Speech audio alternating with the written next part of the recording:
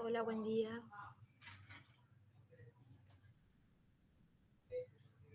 Vamos a ir a esperar un chiquitín que van llegando los chicos.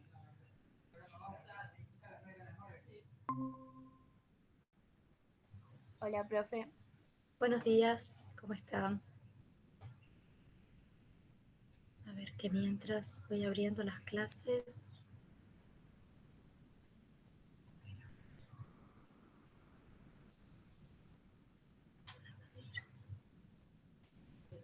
Buenas.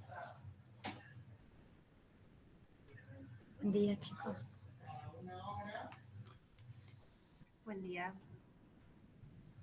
Hola, buen día. Buenas. ¿Cómo van?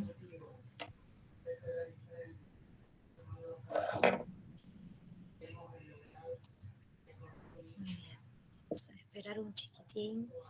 Así están todos los compañeros y yo voy abriendo la clase.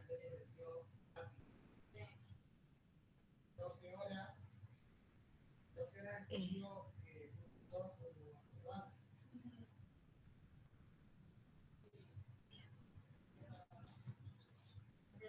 Buen día.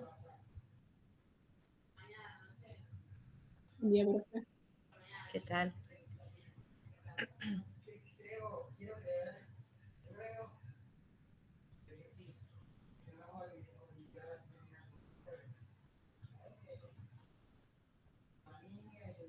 Buenas.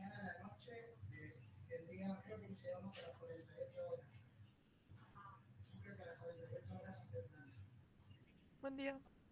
Buen día, chicos. Los que van llegando. A ver. Buen día.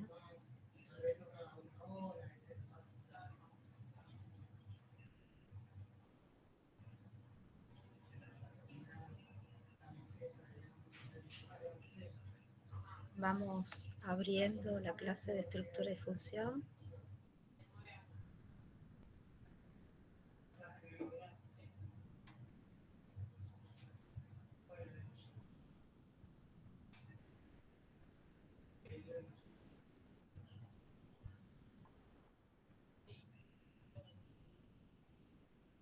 Bueno, buen día, chicos.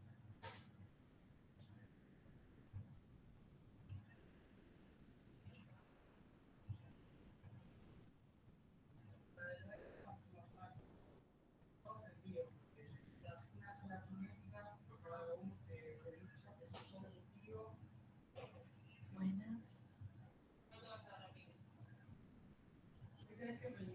Bien. ¿Ahí están viendo la clase? Sí, se ve. Sí, se ve. Perfecto. Muy bien. Bueno, vamos a hacer así. Para la clase de consulta, la dinámica va a ser, yo voy pasando rapidito las clases para que ustedes se acuerden en el momento, si puntualmente tienen alguna duda de algo, me paran y lo charlamos. ¿Sí? ¿Está bien así? Profe, ahí se salió la captura. Va, por lo menos a mí no me aparece. A ver. ¿No ven la clase? Yo no veo. Ah, bueno, qué raro. ¿Por qué no toqué nada? Vamos a compartir de vuelta. Vamos a compartir.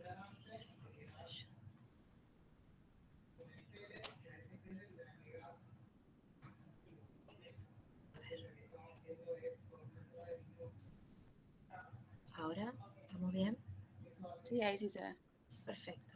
Bueno, entonces están de acuerdo, vamos pasando las clases, las diapositivas y me van parando donde tienen dudas. ¿Está bien? Sí, sí. Así avanzamos. Bueno, características generales de las bacterias. Ustedes me paran. Diferencias entre procariotas y eucariotas. Es distinto, digamos, es importante las diferencias. Y las características de las bacterias, la diversidad, ¿no?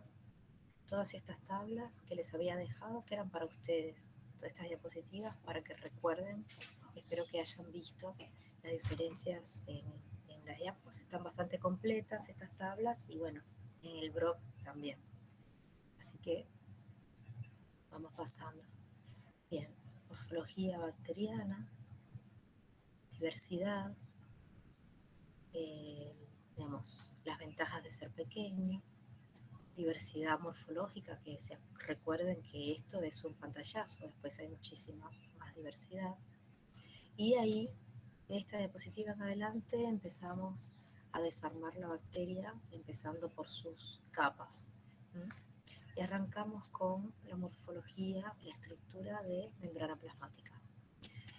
Bueno, lo vimos en detalle molecular, primero un poco más general, algo que ustedes recordaban, como era la bicapa lipídica, y después vimos la estructura de lo que es la unidad estructural. Acuérdense, siempre que pudimos en las clases, establecimos una unidad que se repite, y eso nos ayuda un poco a ubicarnos en la parte de estructura y función, y en este caso fue los fosfolípidos, ¿no? Compuesto por su glicerol, con el enlace éster a los ácidos grasos ramificados, y vimos diferencias con arqueas, en donde los isoprenoides eran ramificados también en este sentido para darle fortaleza como adaptación a esta estructura. Proteínas transmembranas superficiales que ustedes ya conocen. Yo avanzo. Y en esta diapositiva lo más importante para recordar es que las cadenas de los ácidos grasos tienen diversidad en sí, ¿sí? Que ellos mismos tienen una de las patitas del ácido graso tiene una diferencia porque son ácidos insaturados y los otros ácidos saturados, ¿está bien? Seguimos. Después le agregamos a esta membrana los lipids rafts, ¿sí? Las falsas lipídicas que habían sido descritas en eucariotas, pero que en procariotas también existen. Y esto habíamos hecho en su momento un recordatorio de que lo íbamos a volver a ver un poco más adelante en crecimiento, y así fue porque lo vimos relacionado con la síntesis del peptidoglicano. ¿Se acuerdan? ¿Me escuchan bien? Sí, se escucha bien, profe. ¿Se escucha bien? Perfecto. Bueno, ejemplos de falsas lipídicas, y lo que siempre tienen que recordar de esta clase es que estamos viendo estructura y función, ¿sí? No perder de vista la función porque es importante. Hicimos mucho hincapié en la estructura, pero también recordar la función. Bien. Ahora, esta diapositiva es muy importante porque habíamos visto que la membrana plasmática era sin lugar a dudas la estructura que más funciones tenía asociada, y esta diapositiva las resume bastante, que al principio cuando lo vimos era medio un chino porque había un montón de cosas que todavía no habíamos visto, pero ahora como que todo cierra un poco mejor, porque asociado a la membrana plasmática vimos barrera de permeabilidad de la clase de nutrición, señalizaciones químicas para la captación de señales para hacer cosas, y la conservación de la energía en esta diferencia potencial, ¿sí? Después vimos motilidad y, bueno, finalmente cadena de transporte, fotosíntesis, que es otra cadena de transporte, y poniéndole fin a estas cadenas, la ATP sintasa para la obtención de energía en forma de ATP por fosforilación oxidativa, ¿cierto? ¿Estamos Profe, bien? disculpe. Sí, ¿Le dale. puedo Sí. pedir que vuelva un segundo a la diapo 19 que usted había dicho lo de los lipid rafts y la relación con la síntesis de peptidoglicano? Sí, acá, Ahí los lipid rafts representan los puntos de contacto en donde se claro, sintetiza. Ah, claro.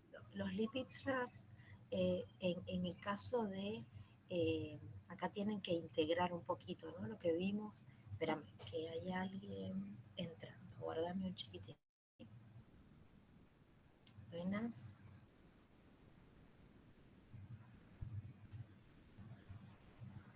Bien.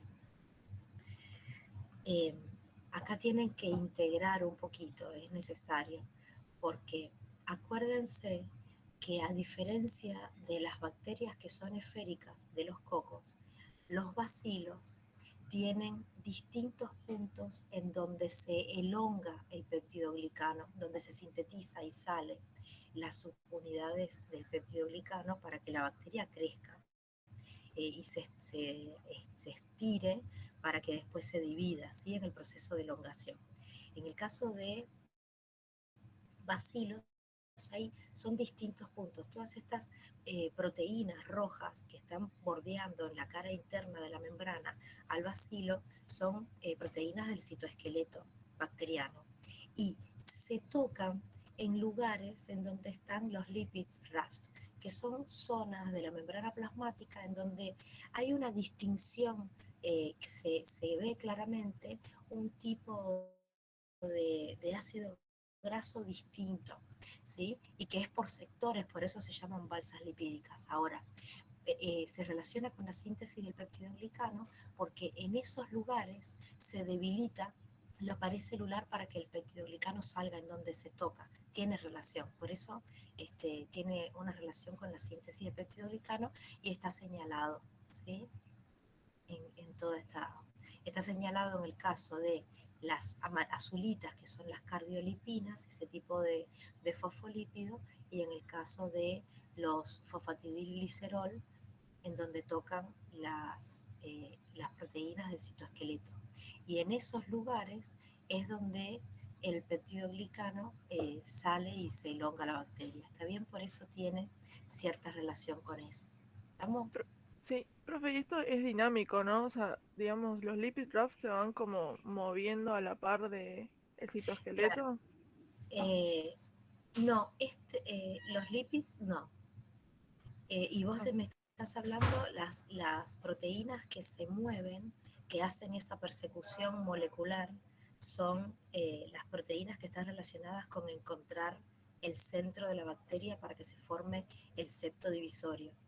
No, esta proteína roja que está por todo el borde le da forma a la bacteria.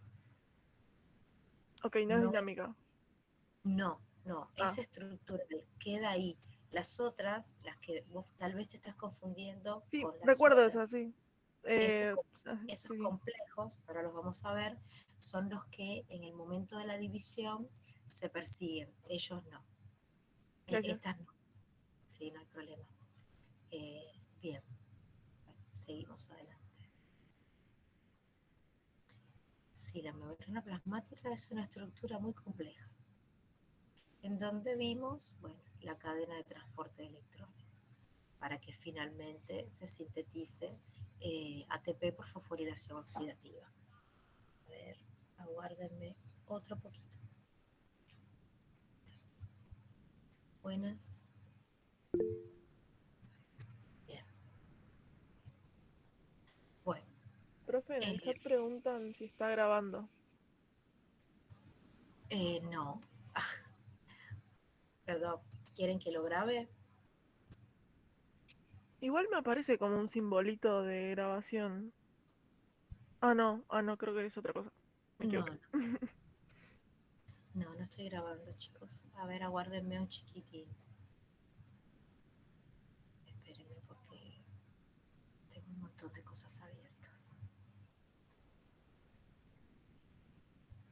Ah, no lo puedo poner a grabar porque no tengo el programa.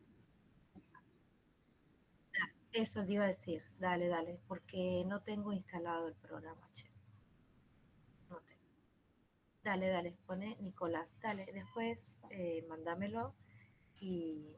Ah, no, mira, el tema es que vos lo podés subir a YouTube. Joya, dale, Nicolás, gracias, está bien. Perfecto, bueno, vamos a seguir. Es que no, ya está, yo borré la pandemia, chicos, ya está. No grabo más. Bien, bueno, vamos a seguir. Vimos la ATP sintasa como estructura y función, la cadena de transporte y ahí terminamos con la membrana plasmática. ¿Hasta ahí estamos bien? Sí, profe. Bueno, pared celular. Bueno, la diferencia, la estructura de la pared celular nos permite hacer esa gran división en los dos grandes grupos que tiene ventajas taxonómicas, independientemente de las funciones que implica para la bacteria, nos separan en gram positivos y gram negativos, ¿no? Y bueno, nos empezamos a adentrar un poco en las estructuras. Lo macro, yendo siempre de lo más general a lo más sencillo, las bacterias gram positivas tienen una pared celular más engrosada en cuanto a peptidoglicano se refiere, y las gram negativas tienen un peptidoglicano bastante triste, ahí chiquitito, que es este que les estoy señalando.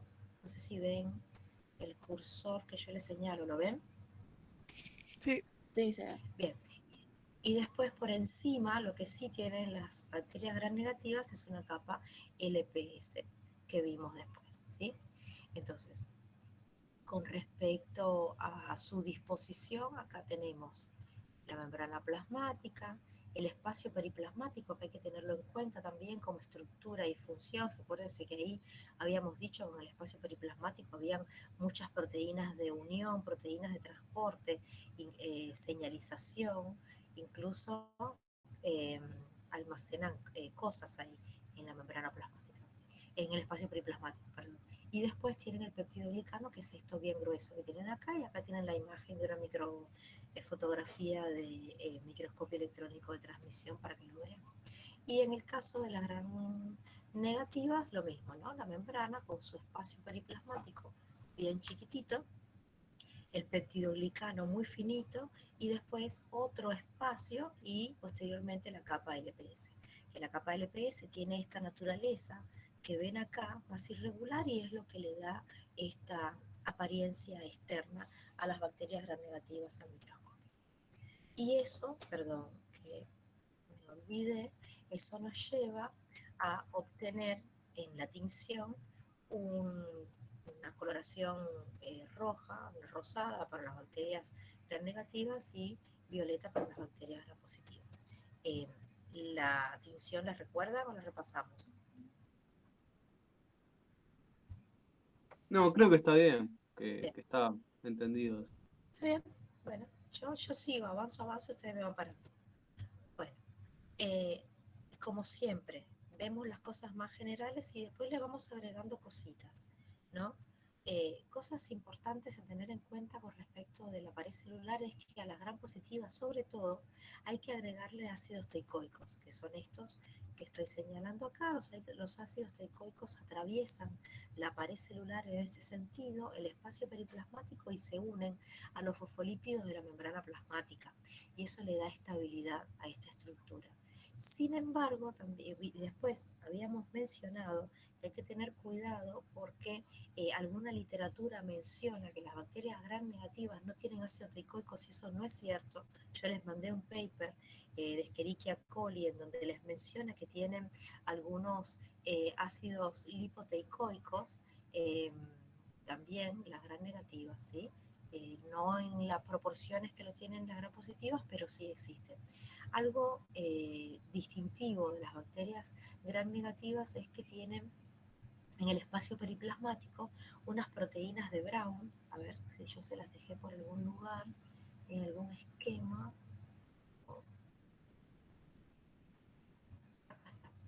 Perdón que me fui tanto, pero para que lo tengan presente y no se olviden.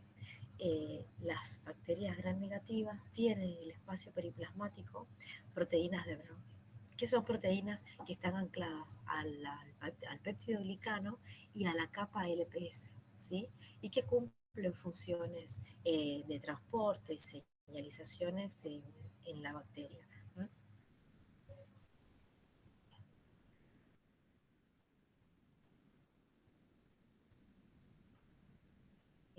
Bueno, y hay que tener presente que también las dos tienen mesosomas. Fueron más descriptos para gram positivas, pero las gram negativas los tienen también, que son esas bolsitas que vimos después en la clase, en la parte de transporte, donde vemos que se hace un transporte más macro, así, más inespecífico.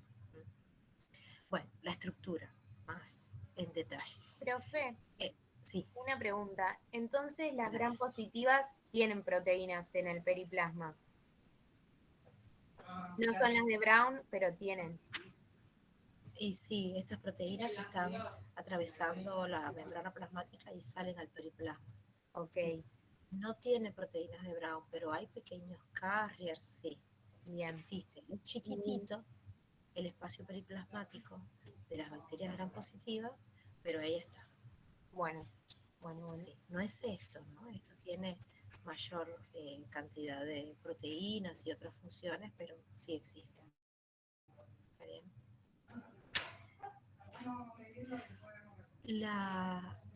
El peptidoglicano, lo más importante que hay que saber, digamos, otra vez, establecer una unidad estructural, así como hicimos en la membrana plasmática, en el peptidoglicano igual. El peptidoglicano en este caso que está compuesto por N-acetilmurámico y N-acetilglucosamina unido por enlace beta 1,4, que es simplemente la posición de los carbonos, ¿no? Después, para seguir agregándole cosas a esta estructura, a esta molécula, en este lugar, en esta posición de la mureína, tenemos el N-acetilmurámico formando un enlace éter con el ácido láctico. Y de ahí una cadenita de aminoácidos que tienen un orden determinado, que es este que ven acá. 2 alaninas, un aminoácido que puede variar entre ácido diaminopimélico o lisina, dependiendo, y, acá tienen ácido glutámico y después 2 de alaninas hacia la parte de abajo. En este caso, este aminoácido variable, recuerden que tanto en gram positivas como en gram negativas tienen la posibilidad de tener ácido diaminopimélico, solo que en gram positivas este ácido puede ser reemplazado por una lisina, ¿sí? Incluso otros aminoácidos también. Por eso esta posición es medio variable. ¿Hasta ahí estamos bien? Sí, profe. Bien, aguárdenme que dejo pasar a alguien. Bueno.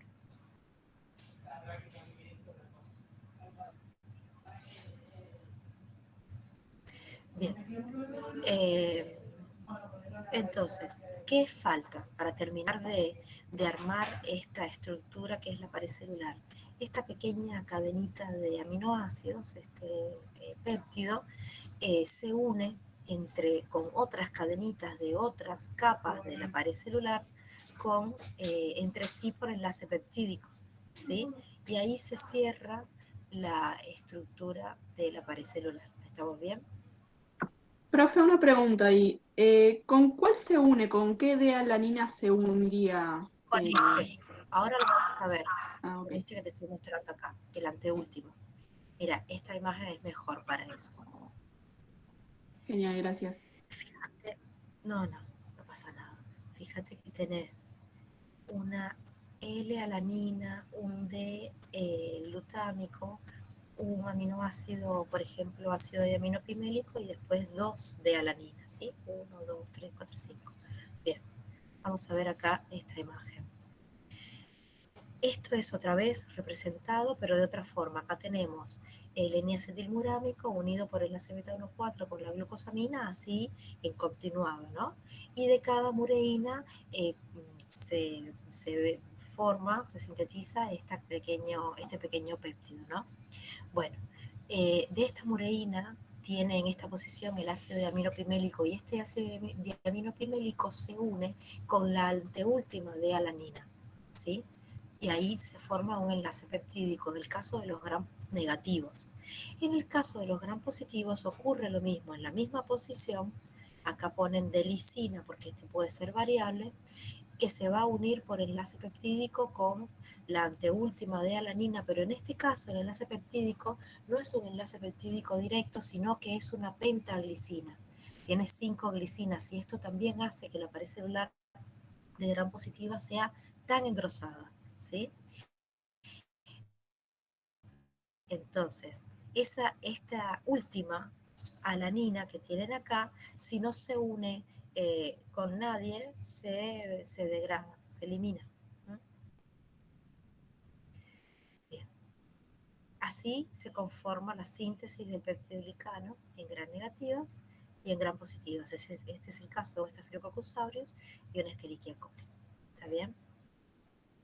Hasta ahí vamos bien. Esto representa exactamente lo mismo, pero con otro gráfico. ¿Seguimos? Sí, profe. Bien. Bueno, otras estructuras que pueden observarse relacionadas con la pared celular bacteriana son la presencia de vesículas extracelulares. Estas vesículas extracelulares son una extensión, ¿sí?, de la membrana plasmática que sale a través de la pared para liberar sustancias al exterior. Habíamos hablado de que muchos de estos transportes macro inespecíficos por lo general están relacionados con la síntesis de peptidoglicano y distintas capas que vimos posterior en esta clase, ¿sí? Bien. El peptidoglicano es diverso y vimos cosas que afectan el peptidoglicano como son las lisosimas. Habíamos mencionado sus aplicaciones. La lisosima rompe el enlace beta 1,4, por eso las lisosimas es una enzima que se usa en el laboratorio para hacer, por ejemplo, extracción de ADN, que al romper los enlaces beta 1,4 debilita la pared y eso hace que sea más sencillo liberar el contenido, ya sea que quieran hacer una extracción de ADN, de proteínas, de lo que sea, ¿no? O para formar este tipo de estructuras para hacer estos esferoplastos, que es la bacteria sin pared, para obtener vesículas o estabilizar vesículas para vehiculizar fármacos, digamos, esas cosas. Profe, Y tener presente... una pregunta. Sí. Las lisosimas no serían entonces lo mismo que las autolisinas que también rompen el enlace beta 1,4. No. Ok. No. ¿Cómo sería bien la son diferencia? parecidas.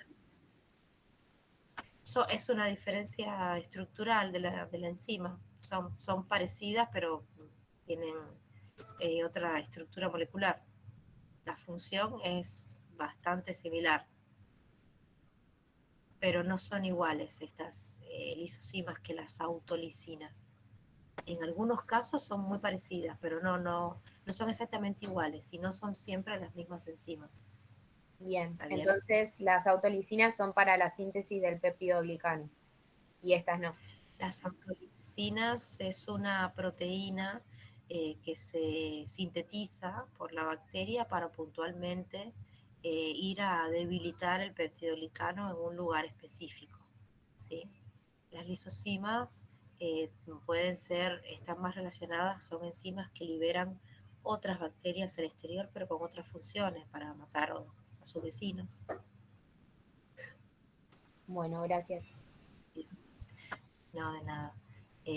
Y algo que hay que tener en cuenta es que las lisosimas son casi, digamos, no tienen funcionalidad prácticamente en las bacterias gram negativas, porque las bacterias gram negativas tienen una capa LPS que dificulta la acción de las lisosimas en este tipo de bacterias. No pueden acceder fácilmente al peptidoglicano. ¿Está bien? Bueno, las gram negativas ya vimos su estructura y después la capa LPS, ¿no? La capa LPS, que lo más importante que tienen que saber es que está compuesta por estas tres regiones, ¿sí? La región del núcleo, el polisacárido O el lípido A. Tener presente que es lipídica y azucarada también, porque el núcleo principalmente está compuesto por distintos azúcares, como menciona acá. Bien. Acá tienen otra estructura, un poco más detallada, y bueno, que esta región es un poco más conservada y esta es muy, muy variable. es diverso en distintos géneros bacterianos. Bueno, seguimos adelante, vimos otras capas, estamos todavía con las capas, las cápsulas, con su estructura más definida y más fuertemente unida en las bacterias. Después el glucocálix, que es un poco más irregular, más fácil de remover, y que en el glucocálix, en ese concepto habíamos dicho que pueden estar contenidos varias capas, ¿sí? Después vimos la capa mucilaginosa de limo o slime, y aquí les puse todos los nombres en el que se lo pueden encontrar en la biografía, que eso puede ser un poco confuso, se pueden confundir pensando que son distintas capas. No, es la misma, es una capa también flexible, como muy poco definida, y que está relacionada con la agregación y demás. Las vainas son otro tipo de capas que tienen esta característica, que son largas y contienen muchas bacterias en su interior, no es algo puntual de una célula. Y esta capa, perdón que me salte, pero ya que estamos con ese tema se los voy a mostrar acá, que en el caso de arqueas, acá les muestra algunas distinciones en la pared celular, solo algunas diferencias estructurales en cuanto a los azúcares y la unión, en vez de ser beta 1,4 es beta 1,3, y tiene algunas diferencias con sus azúcares, pero también se caracterizan por presentar capa S, ¿sí? Que es esa capa proteica con unidades proteicas repetitivas y que tienen la característica de ser autoensamblables, ¿sí?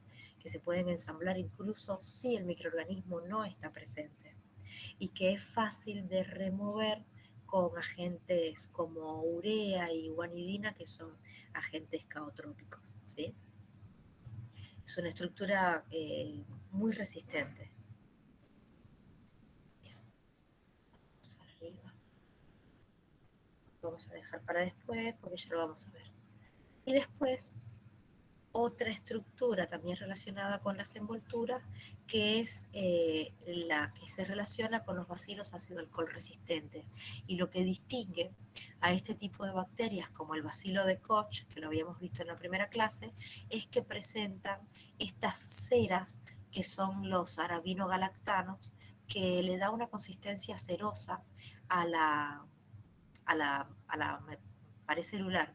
Si removiéramos esta estructura, estaríamos en presencia de una bacteria gram positiva, porque tiene un peptidoglicano engrosado y después encima de ese peptidoglicano tiene esta capa de lípido, es una capa lipoproteica, pero que tiene ácidos micólicos y estas ceras, estos arabinos galactanos, ¿sí? Que lo hace muy resistente a la presencia a etanol, al traspaso de antibióticos, ¿sí? Hace impermeable prácticamente también. Bueno, esto ya lo vimos. Biofilm. El biofilm, sí. Profe, uy, Sí. disculpe, Sí. ¿el glucocálix está conformado solo por polisacáridos o no? No. Ah, ok. No. El glucocálix está compuesto. Ves que acá te dice, puede tener cápsula, capa mucosa, y es esto que se ve así. Puede estar compuesto por glicoproteínas, polisacáridos, polialcoholes, aminoazúcares, incluso, que les había mencionado, puede tener ácidos nucleicos. Ok. Bien. Esas son estructuras complejas, son complejas de estudiar y de entender también para qué están. Profe, perdón. Entonces Sí. la cápsula forma parte del glucocálix.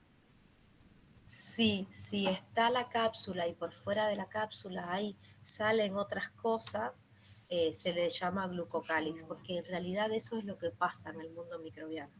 Los microorganismos tienen todas estas capas, si forman cápsula eventualmente cuando lo necesitan. Por ejemplo, muchas de las bacterias que nosotros tenemos en la flora de faringea en la boca y más abajo en la garganta, tienen la posibilidad de formar cápsula, pero lo hacen solo cuando por quorum sensing detectan que son una buena cantidad de bacterias que estarían en condiciones de desarrollar algún proceso infeccioso. Entonces ahí forman cápsula, porque la cápsula por lo general se relaciona con ese tipo de procesos en las bacterias. Pero además de la cápsula pueden formar otras estructuras adherentes con muchas azúcares y gomas para unirse. Entonces, ahí ahí es donde se forma este concepto del glucocálix, porque está la cápsula y hay algo más. Y la cápsula sigue estando, pero hay otras capas que tienen formación que son para formación de biofilm. Por eso el glucocálix contiene en su interior varias capas. ¿Me explico? Sí, gracias, profe. No, de nada. Después, estudiar biofilm, recordar que es la forma natural en la que viven las bacterias en consorcios y en este tipo de estructuras que tienen estas características. Se forman por sucesiones bacterianas y por adhesión y colonizaciones de distintos géneros y especies bacterianas que se organizan bien organizado. Como ven acá, esto es un esquemita muy simpático, pero es la realidad. Los biofilms como estructura única tienen la capacidad de desplazarse íntegramente y en su interior tienen canales en donde estos canales, algunos están relacionados con el traspaso de nutrientes limpio y otros canales de desecho. Las bacterias que se terminan de adherir a la superficie, a la capa más externa del biofilm, son por lo general las que tienen mayor capacidad de resistir antibióticos o multiresistentes y formar mucha exopolisacárido para proteger el consorcio, ¿sí? Así que, y esta es una superestructura bacteriana, es como un edificio de bacterias, un consorcio muy bien organizado, compuesto por poblaciones mixtas, ¿está bien? Y es la forma natural en la que viven los microorganismos. ¿Hasta ahí vamos bien? Sí. Sí, profe. Bien, bueno, listo, terminamos con las capas. Pasamos a otra estructura porque seguimos en estructura y función. Entonces, acá vimos núcleo, ¿sí? Material nuclear. Y bueno, las características que ustedes ya conocen, que en el caso de bacterias no tiene una membrana, y lo más importante de esta diapositiva es recordar esto que les estoy señalando acá. El nucleoide bacteriano no es solamente no está compuesto simplemente por el ADN, sino que está compuesto por el ADN y todas sus proteínas asociadas, ¿sí? O sea, proteínas que están relacionadas con el superenrollamiento y desenrollamiento, digamos, es decir, las topoisomerasas, que son este tipo de enzimas, y todas las enzimas relacionadas con las cosas que hace el ADN, ¿cierto? Entonces ahí la ADN polimerasa, las enzimas que están relacionadas con la reparación. Entonces es el material nuclear con un montón de proteínas, completamente dinámico todo el tiempo, ¿sí? Mira, yo avanzo, ustedes me paran. Otras inclusiones citoplasmáticas. Acá hicimos un rejunte de estructuras que tienen las bacterias interesantes para que vean justamente estructura y función. Gránulos, es decir, lugares alacenas para guardar cosas.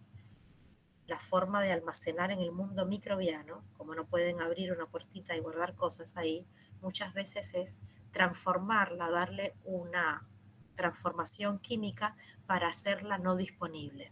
La no disponibilidad puede ser hacer polímeros, como es el caso de la glucosa, porque si la glucosa está disponible, se va a usar, ¿sí?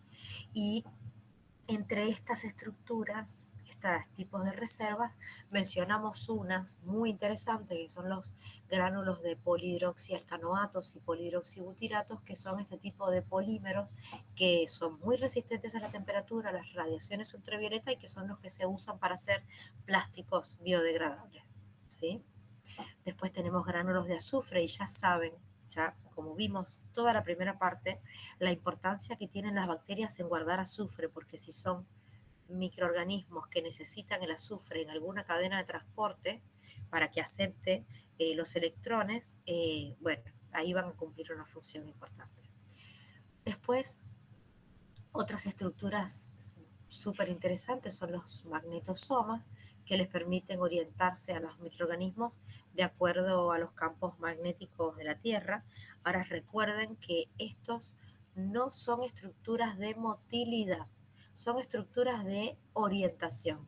Los microorganismos se orientan en ese sentido y se mueven con lo que tienen. O sea, si tienen un flagelo nadan, si no son este tipo de bacterias se van a arrastrar porque las fimbrias están relacionadas con la motilidad por arrastre, se van a mover como pueden con otras estructuras, pero los magnetosomas son estructuras de orientación.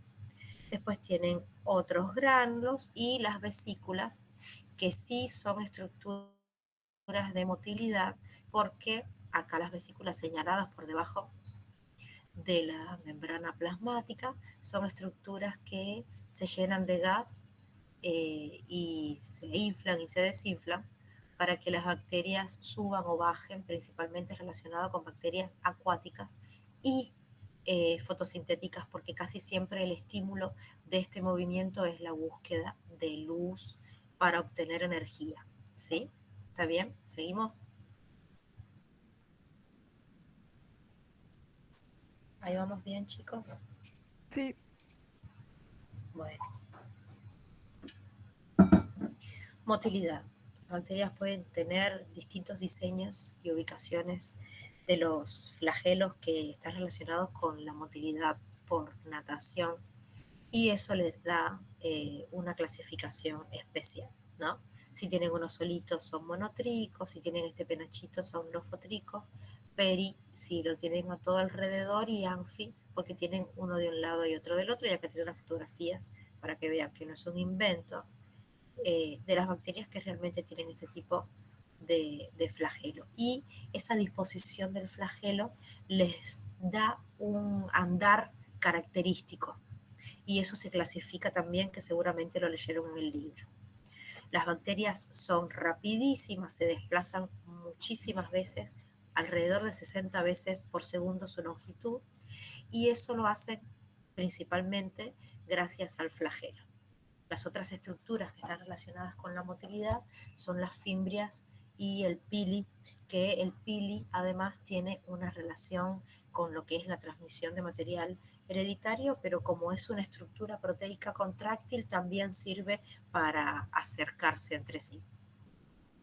Otro tipo de motilidad muy exclusiva de este género, que son las mixobacterias, es la propulsión a chorro, que es, como ven, son canales proteicos que se contraen, se llenan de slime, ¿sí? De ese tipo de capa externa, que la ven acá, y sale propulsado a presión, y eso hace que las bacterias se desplacen. Y bueno, acá tienen una fotografía que vean también otro tipo de motilidad.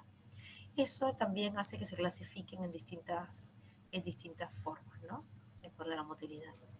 profe, disculpe. Sí, sí, sí, sí. Tengo una pequeña confusión con las fimbrias y los pili, porque en el libro asocia las fimbrias principalmente con la adhesión y no habla de motilidad, o por lo menos la parte que yo leí. Sin embargo, los pili sí los asocia a motilidad tirones, dice. Y A no sé. motilidad. Sí, pero no las Sí, fimbrias no lo asocia. No sé si, o sea, la motilidad de tirones sería el arrastre o sí, se confundida. arrastran, sí. Mira, y por eso les dije que el terreno de la motilidad es escabroso, porque hay muchísima bibliografía y es muy complejo. Yo les saqué de un paper este cuadrito que clasifica, y esta es una clasificación muy sencilla. Tienen estos tipos de clasificación: swimming, swarming, leading y teaching, y relaciona cada una de este tipo de motilidad que viene asociado a esto que ven acá, con la estructura a la que se le atribuye. Y las fimbrias están relacionadas con eso, ¿sí? Así, las fimbrias son una estructura que le permite a las bacterias anclarse y arrastrarse, ¿sí? Ok, El se podría pili decir que, perdón, se podría decir que ambas, ¿no? Sería el pili y las fimbrias, están relacionadas ambas con eso. sí. Buenísimo. El pili, por lo que hace es unir bacterias entre sí. Se contrae y así se mueve entre ellas, se agrupan. Y eso es un movimiento. Ajá. Y las fimbrias, que sí, como dice la bibliografía y vos me estás mencionando, están relacionadas principalmente con la adhesión y unión a superficies, pero también están relacionadas con el traslado por arrastre. Gracias, Porque las ahora me queda fimbrias claro. se contraen también y mueven todas las estructuras. Incluso son las que están asociadas con el movimiento íntegro de los biofilms. Ah, mira, ok. Gracias. Sí. No, bueno, igual de todas esas estructuras nosotros nos concentramos en los flagelos. Y del flagelo vimos las diferencias entre el flagelo de gran negativas y gran positivas, pero bueno, esa diferencia está simplemente relacionada con la naturaleza de las capas que tienen cada una de estas bacterias y el flagelo simplemente se adaptó a esas capas. Así que vean las estructuras, lo que los compone, las flagelinas y el tipo de motilidad, ¿no? Cómo se mueve, cómo gira el flagelo. Acuérdense que el flagelo es rígido, que gira, no bate, ¿sí? Bien, acá tienen alguna diferencia, están muy escritas estas diapositivas para ustedes, para que vean, tengan información ahí, porque mucha de esa información la saqué de otros trabajos. Bien, y como les decía, las características de la disposición de los flagelos les da el andar a las bacterias.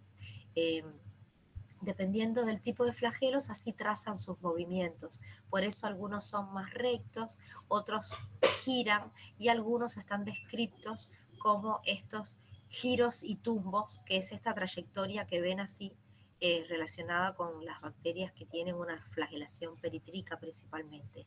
Esto se llama taxis y el taxis puede estar orientado primero por acercamiento a algo o por alejándose de una sustancia que puede ser un antibiótico y demás, ¿no? Y puede ser una atracción química por luz, fototaxis, termo o geotaxis, y acá les pedí que agregaran los magnetotaxis. ¿Sí? ¿Está bien? Profe, una consulta sobre la quimiotaxis. Había una preguntita de la guía que se trataba de, proponía, digamos, si una quimiotaxis resultaba positiva, sería que esa bacteria iría o se acercaría a ese sustrato, entraría a la cápsula la cual se está introduciendo. Eh, Ahora el nombre no me lo acuerdo, Está no bien, lo estoy sí. encontrando. Espera. Pero no sé cómo resulta positiva, no lo encontré en el ¿Cómo Brown como cómo positivo. dice la pregunta? Ya la busco, ya la busco. Porque la pregunta, ahí venía bien hasta que dijiste lo de la cápsula. No Sí, sé es el si... elemento que se introduce, no me sale el nombre, es el elemento que se introduce digamos, que la bacteria encuentre el sustrato. busca tranquilo la pregunta Dale, y sí, vemos. sí, sí. A ver, dale. Y yo avanzo y cuando la tengas vista me Dale, escribís bueno.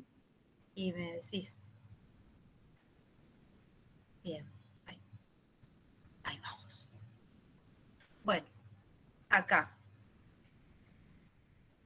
Las bacterias, tanto gram positivas o gram negativas, se unen, digamos, tienen fimbrias y se unen por pilis, que es esto que ves acá, el pili, y estas chiquititas son las fimbrias, ¿sí?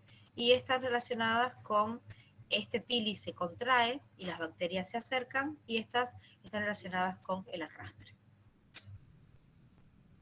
Y acá, bueno, vimos esto anecdótico, que son estas bacterias que tienen estos nanocables a través de los cuales se transmiten electrones y se usan para diseñar una pila bioquímica, en donde en este caso el ánodo es un medio de cultivo en barra y las bacterias transportan electrones y se puede acoplar una bombita para que se encienda, ¿sí?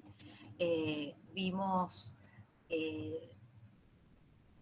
distintas morfologías, distintas estructuras. Acá quiero con esta imagen recordar una estructura que mencionamos, que ahora no la vimos, que son los heterocistos de cianobacterias. Las cianobacterias habíamos mencionado porque son unas bacterias muy autosuficientes y antiguas. Las cianobacterias son fotoautótrofas y fijadoras de nitrógeno. O sea, sí, digamos, ¿qué quiere decir todo eso que yo les estoy mencionando? ¿Qué hacen? ¿Por qué les digo que son tan eficientes?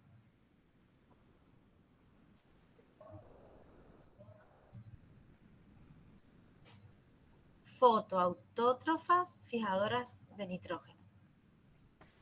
Y pueden fijar nitrógeno y a la vez usar oxígeno. Quiero decir que para la fijación de nitrógeno habíamos dicho que la nitrogenasa no actuaba bien en presencia de oxígeno. Y bueno, pueden usarlo para la fotosíntesis de forma. Espera que me estás mezclando. Sí, venimos bien con la fijación biológica de nitrógeno. ¿Qué tipo de nitrógeno fijan las bacterias fijadoras de nitrógeno? Nitrógeno gaseoso. Nitrógeno gaseoso, N2. Bien. ¿Y por qué eso es tan importante? Porque permite como recuperar el nitrógeno, volverlo a introducir en los sistemas biológicos. En los ciclos, porque prácticamente el 80% del nitrógeno de la Tierra tiende y está en forma gaseosa. Si las bacterias fijadoras de nitrógeno no lo fijaran, en 50 años no tenemos más nitrógeno y no estamos más acá, muchachos. ¿Entienden? Entonces, por ahí, esa es la importancia de la fijación biológica de nitrógeno. Y lo que vos mencionabas, su relación con el oxígeno es que, tenés razón, la enzima nitrogenasa es sensible al oxígeno. Entonces, esta estructura, que son los heterocistos, en su membrana plasmática tienen un montón de opanoides, porque los opanoides aíslan, le dan impermeabilidad a la estructura para que la nitrogenasa haga su laburo tranquila, sin oxígeno presente. Eso, por ahí, es su relación con el oxígeno. Ahora, ¿qué quiere decir que sean fotoautótrofas? Y eso también hace que sean muy eficientes. Pueden tomar la energía del sol y además toman dióxido de carbono para producir sus moléculas más complejas. Sus hidratos de carbono. Entonces, en este caso, el dióxido de carbono, ¿a qué ciclo se incorpora? Al de Calvin. Al ciclo de Calvin. Y la energía que me mencionas relacionada con la luz, ¿a dónde va? ¿Qué es lo que hace para la bacteria? ¿Por qué la bacteria obtiene energía con la luz? Produce, no sé si entendí bien la pregunta, o sea, Está produce bien, energía. Está bien lo que me decís, pero quiero que me digas un chiquitín más. A ver, en la fotosíntesis producimos energía. Sí. Y esa energía se utiliza para hacer el ciclo de Calvin. U otras cosas, claro.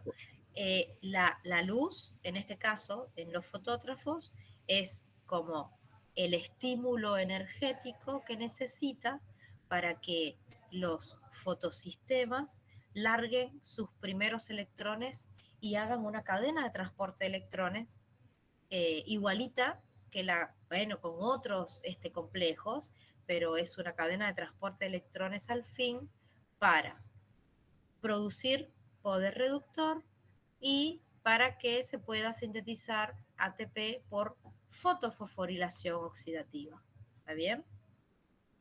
Entonces, esta estructura que vemos acá de este tipo de microorganismos tan eficiente, esta estructura que son los heterocitos está relacionada con la fijación biológica de nitrógeno y bueno, ya dijimos, ¿no? Su membrana plasmática tiene unas particularidades especiales.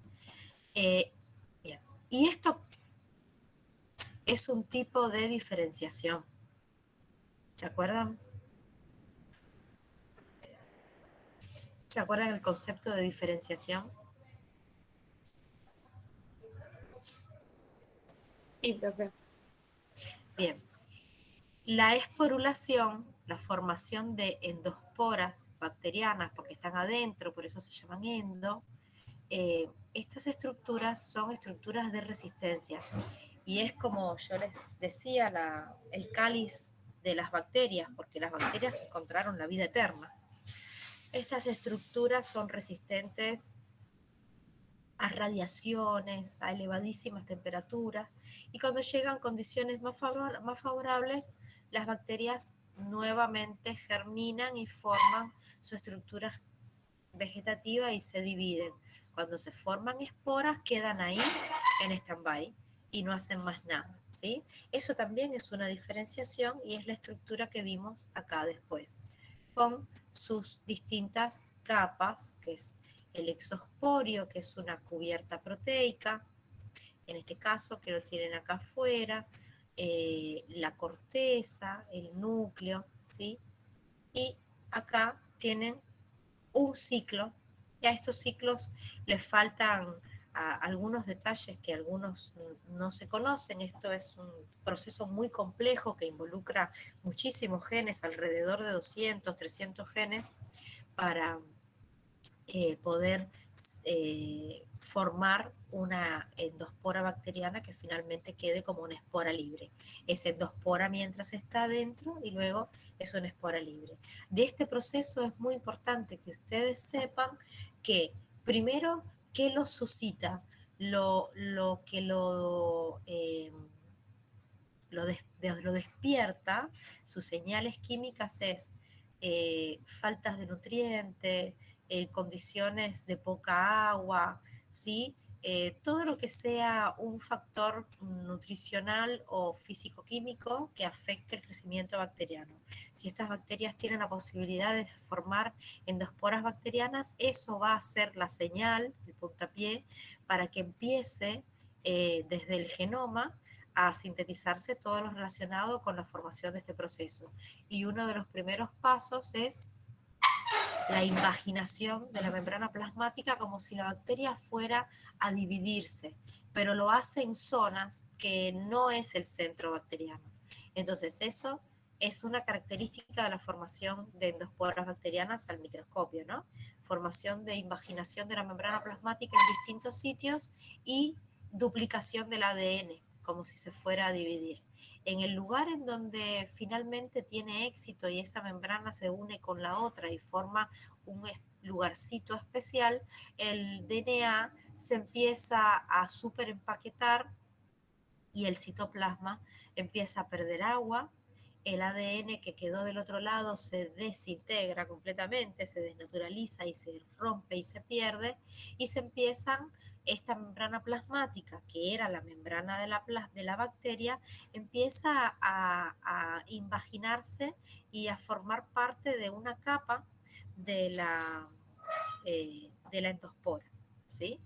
El citoplasma se sigue deshidratando y se empiezan a sintetizar un ácido especial, que es el ácido diaminopimélico, el ácido dipicolínico, y este ácido dipicolínico junto con el calcio forman un complejo que es el dipicolinato de calcio y se acopla a todo la parte interna alrededor del ADN para protegerlo. Más cercano al ADN se unen proteínas, pequeñas proteínas de unión que también lo protegen.